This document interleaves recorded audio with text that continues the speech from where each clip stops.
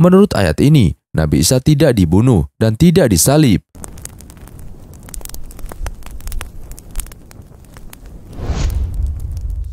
Assalamualaikum warahmatullahi wabarakatuh.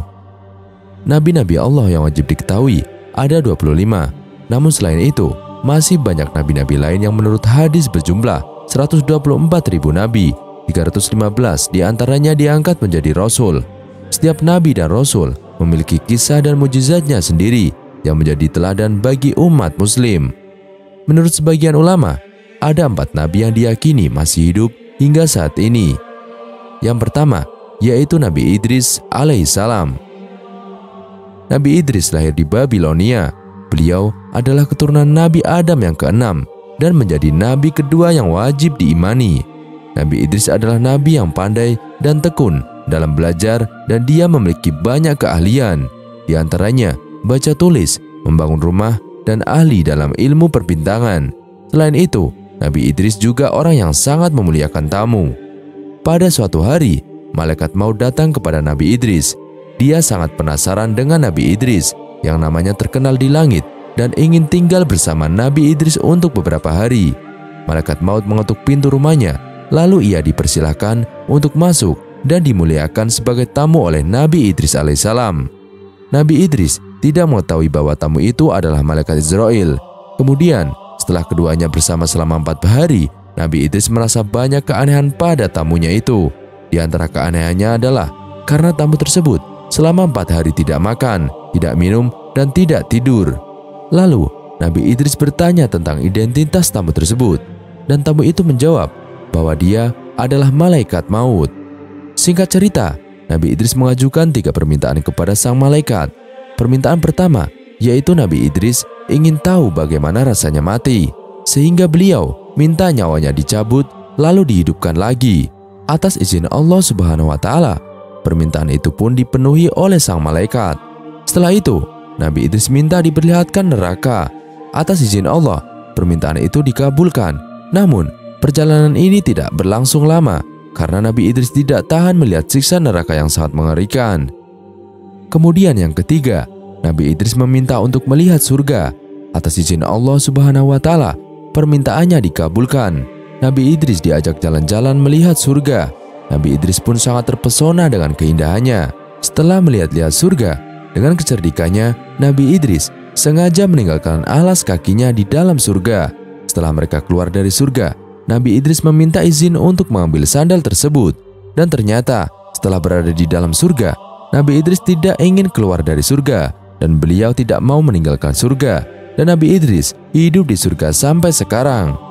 Allah Subhanahu wa Ta'ala berfirman dalam surat Maryam ayat 57, "Wa rafa'nahu makanan alaiya," dan kami telah mengangkat Nabi Idris ke martabat yang tinggi.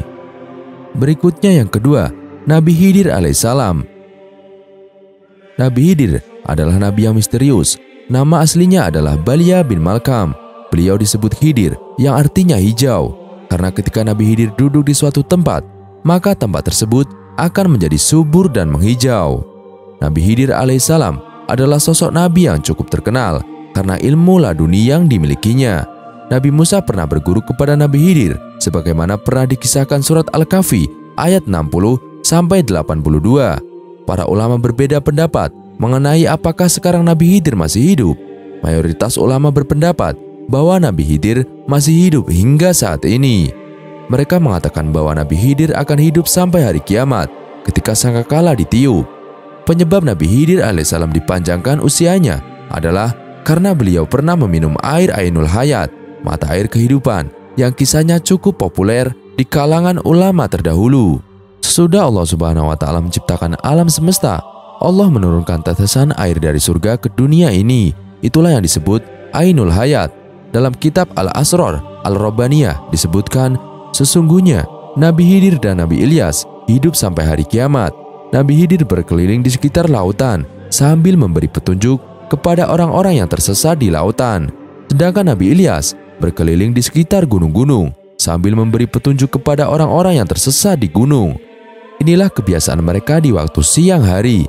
Sedangkan di waktu malam hari, mereka berkumpul di bukit Yajuj Majuj sambil mereka menjaganya. Nabi Khidir juga memberikan petunjuk serta pelajaran mengenai hikmah kepada wali-wali Allah Subhanahu wa Ta'ala. Yang ketiga, Nabi Ilyas alaihissalam. Nabi Ilyas lahir di kota Ba'labak, Lebanon. Nabi Ilyas diutus Bani Israel yang ada di sekitar Yordan dan Syam. Nabi Ilyas adalah orang yang berhati lembut dan penyabar. Pada suatu hari, Nabi Ilyas kedatangan malaikat maut yang ingin mencabut nyawanya. Ketika itu, Nabi Ilyas sedang duduk bersikir. Ketika ia mengetahui bahwa nyawanya akan dicabut atau diambil, ia bersedih dan menangis. Malaikat bertanya, "Wahai Nabi Allah, kenapa Anda menangis? Apakah Anda bersedih karena harus meninggalkan dunia?" Nabi Ilyas menjawab, "Aku bersedih bukan karena itu. Aku bersedih karena aku takut setelah mati nanti mulutku tidak bisa berzikir lagi kepada Allah Subhanahu wa Ta'ala."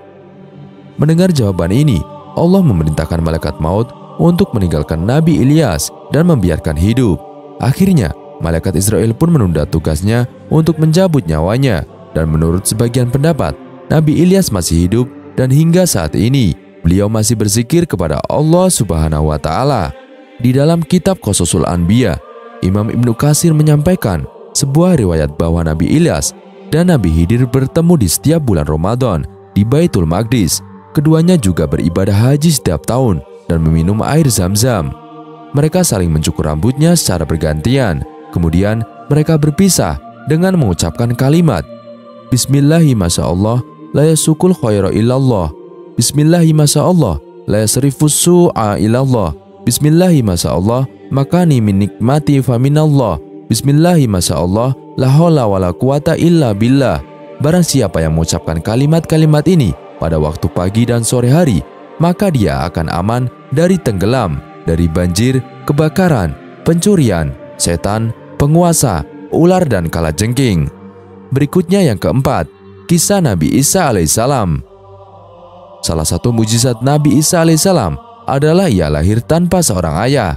Nabi Isa bin Maryam dilahirkan di Baitul Maqdis. Nabi Isa adalah nabi yang diberikan banyak mujizat oleh Allah Subhanahu wa Ta'ala. Salah satunya adalah diselamatkan dari penyaliban. Disebutkan bahwa Allah menggantikan Nabi Isa dengan Yudas, yaitu murid Nabi Isa yang durhaka, yang wajahnya dibuat mirip dengan Nabi Isa alaihissalam. Allah Subhanahu wa Ta'ala berfirman dalam surat An-Nisa ayat 157 sampai 158, yang artinya, "Dan kami hukum juga mereka karena ucapan mereka. Sesungguhnya kami telah membunuh Al-Masih, Isa putra Maryam, Rasul Allah, padahal mereka tidak membunuhnya dan tidak pula menyalibnya. Tetapi yang mereka bunuh adalah orang yang diserupakan dengan Isa. Sesungguhnya mereka yang berselisih pendapat tentang pembunuhan Isa selalu dalam keraguan-raguan tentang yang dibunuh itu. Mereka benar-benar tidak tahu siapa sebenarnya yang dibunuh itu, melainkan mengikuti prasangkaan belaka. Jadi mereka tidak yakin telah membunuhnya, tetapi Allah telah mengangkat Isa ke hadiratnya. Allah Maha Perkasa, Maha Bijaksana." Surat An-Nisa ayat 157 sampai 158. Menurut ayat ini, Nabi Isa tidak dibunuh dan tidak disalib. Nabi Isa diselamatkan oleh Allah Subhanahu wa Ta'ala, diangkat ke langit dan diberikan suatu tempat yang hanya diketahui oleh Allah Subhanahu wa Ta'ala. Dan berdasarkan ayat ini, sebagian ulama berpendapat bahwa Nabi Isa masih hidup hingga saat ini. Allah mengangkat Nabi Isa ke langit dan akan mengirimnya ke bumi sebelum hari kiamat untuk melawan Dajjal.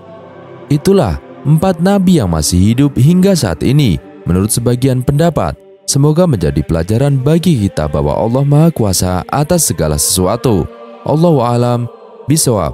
Semoga kisah ini bermanfaat, menjadikan kita selalu taat kepada Allah Subhanahu wa Ta'ala.